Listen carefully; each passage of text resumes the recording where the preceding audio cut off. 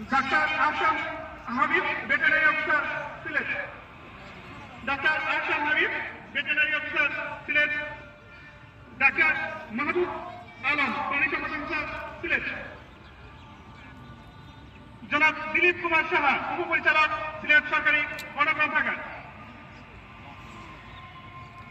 জনাব আব্দুল কাইয়ুম, ক্যাটালগার, সরকারি গণগ্রন্থাগার, সিলেট। জনাব বাহাউদ্দিন, ডিসি অফিস, সিলেট। জনাব রফসান, ডিসি অফিস, সিলেট। জনাব হানিফ মিয়া, ডিসি অফিস।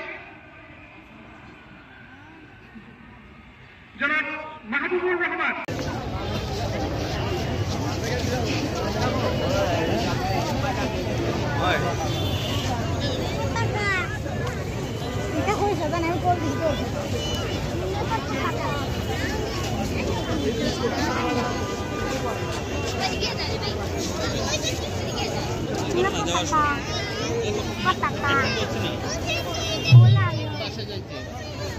আমাদের মঞ্চের সামনে যারা মোবাইল ক্যামেরা নিয়ে দাঁড়িয়ে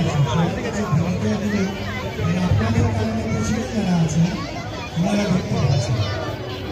কারণে আপনাদের কাছে বিনীত অনুরোধ করছি, আপনারা একটু সামনে থেকে একটু সরে যান এবং যারা একান্তই ছবি তুলতে হবে তাদেরকে এখানে এসে বসে দিতে হবে। 2 ডিসেম্বর আমরা বিজয় অর্জন করি।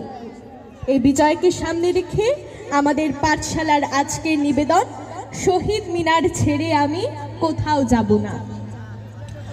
এবছর আমরা বিজয়ের 51তম বছর উদযাপন করছি, কিন্তু এই বিজয় তো আমাদের এমনি এমনি আসেনি। এই বিজয়ের জন্য করতে হয়েছে প্রাণপণ লড়াই, অনেক মায়ের কোল হয়েছে খালি।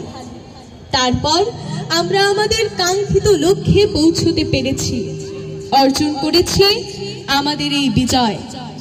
তাই তো আমাদের প্রথম পরিবেশনা হোসনে আরা সোমার কবিতা 16 ডিসেম্বর। আজ যে খুশি